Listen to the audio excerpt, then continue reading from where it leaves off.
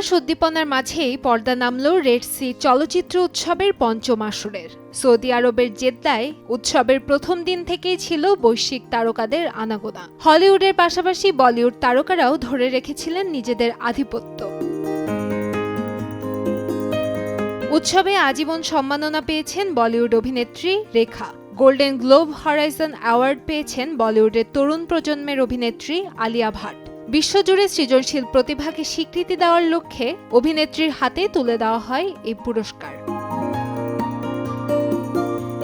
এদিকে সমাপনী অনুষ্ঠানে পুরস্কার প্রাপ্তদের নাম ঘোষণা করেন জুরি প্রধান ও নির্মাতা শন বেকার। বিশ্বের ৮০টিরও বেশি দেশের মোট ১১১টি চলচ্চিত্রের মধ্যে সর্বোচ্চ সম্মান গোল্ডেন ইউসর জিতে নেয় জাপানি নির্মাতা আকিও ফুজিমোতোর পূর্ণদৈর্ঘ্য চলচ্চিত্র লস্ট ল্যান্ড।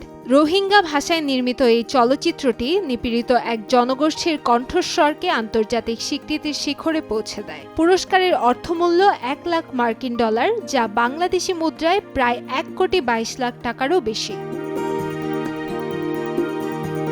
প্রতিযোগিতামূলক বিভাগে সেরা চলচ্চিত্র ও কলাকুশলীদের হাতে তুলে দেওয়া হয় মোট ১৫টি মর্যাদাপূর্ণ পুরস্কার। সিলভার ইউসর ঘরে তুলেছে চেরিয়েন দাবিসের পূর্ণদৈর্ঘ্য চলচ্চিত্র all that's left of you.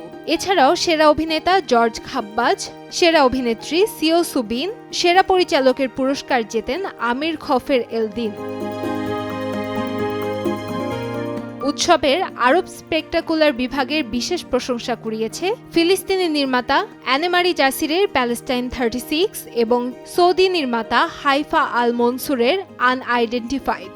এছাড়া বিশ্বের ৪০টিরও বেশি দেশের ১৬০ জন প্রদর্শক তাদের চলচ্চিত্রের বাজার প্রসারণের লক্ষ্যে রেড সি শোতে অংশ নেন। সৌদি আরবের ভিশন ২০৩০-এর গুরুত্বপূর্ণ উদ্যোগ হিসেবে এই উৎসব আন্তর্জাতিক অঙ্গনে তুলে ধরেছে আরব বিশ্বের নতুন সাংস্কৃতিক পরিচয়। কান্তাময়ী স্নেহা, সময় সংবাদ।